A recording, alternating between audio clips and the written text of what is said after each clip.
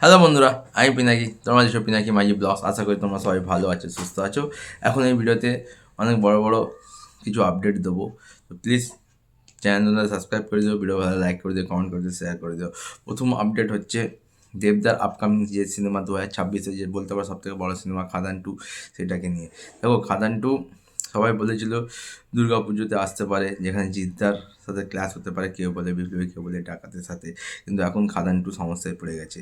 সমস্যাটা এটাই হচ্ছে, কিছুদিন আগে এই যে বড় বড় ডেটে যে বড় বড় বাংলা সিনেমা আসে, সেটা নিয়ে স্ক্রিনে যে কমেডি আছে, সেখানে একটা দিক নির্ণয় করা হয় বা একটা ডিসিশন নেওয়া হয় কি কোন দিন কোন সিনেমা আসবে, বছরে কোন সময় কোন বড় বড় সিনেমাগুলো আসবে। কিন্তু রিসেন্ট দেবদা এই স্ক্রিন যে কমেডি তৈরি হয়েছে, তার সাথে সেরকমভাবে টাচে নেই, ঠিক আছে। বা তাদের ডিসিশনে দেবদা সেরকমভাবে হয়তো সহমত দিচ্ছে না, বা তাদের মতামতের সাথে দেবদার মতামত কোথাওগুলো হলেও মিলছে না।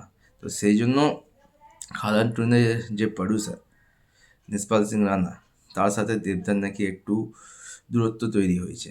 যেহেতু খাদান 2 একটু বড় স্কেলে তৈরি হবে, তো একটা বড় বাজেটের ব্যবহার করা হবে। তো যদি নিসপাল সিং রানা এখন যদি এখান থেকে একটু সরে দাঁড়ায়, তাহলে কিন্তু খাদান 2 সমস্যায় পড়তে পারে। এবার এটাই দেখার কি আবার কি নিসপাল সিং রানার সাথে দেবদার সম্পর্ক, মানে যা একটু মনোমালিন্য আছে, সেটা ভুলে গিয়ে আবার কি একসাথে তারা খাদান 2-র জন্য এগিয়ে আছে, সেটাই দেখার। আবার আপাতত আবার এটাও শোনা যাচ্ছিলো কি খাদান 2-তে নাকি আমরা কোয়েল মল্লিককে দেখতে পাবো। তখন এটাই দেখার কত দূর কী হয় এখন। তাই জন্য বলছি খাদান 2 একটু সমস্যায় পড়ে গেল।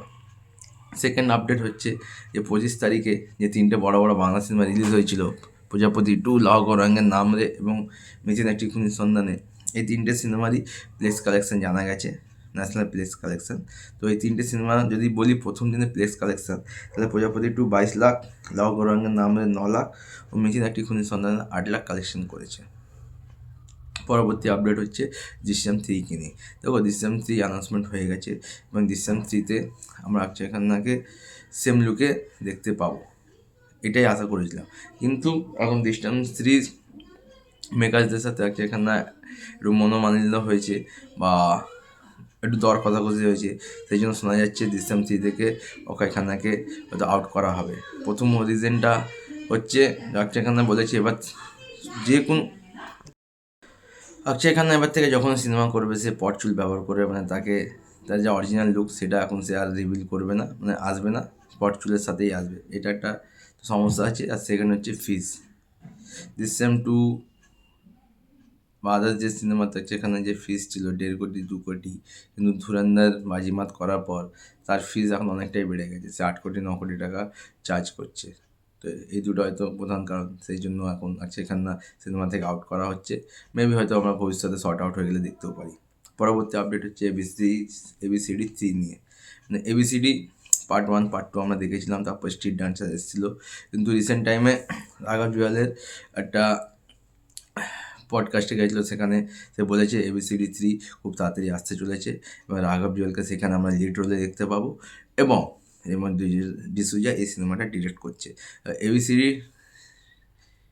3 যদি আসে, সেটা দেখার কেমন হয়। এবং লাস্ট এবং সবথেকে বড় আপডেট হচ্ছে ইয়াসের নেক্সট আপকামিং সিনেমা টক্সিক। দেখো, ধুরন্ধর পার্ট 2 এবং টক্সিক দুটোই ঈদে কিন্তু ক্ল্যাশ করছে 2026-এ।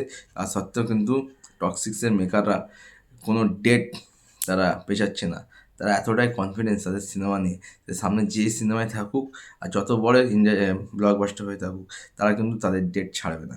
তো এই টক্সিক সিনেমার নতুন যে একটা পোস্টার ড্রপ আউট করা হয়েছে, হুমা কুরেশি, তাকে আমরা অ্যাজ এ এলিজাবেথ নামে আমরা ক্যারেক্টারে দেখতে পাবো টক্সিকে। তো যে তোমরা যদি পোস্টারটা দেখেছো, পোস্টারটা দুর্দান্ত এবং সাংঘাতিক হয়েছে, আর সাথে যে BGMটা বাজছে সেটাও মারাত্মক হয়েছে।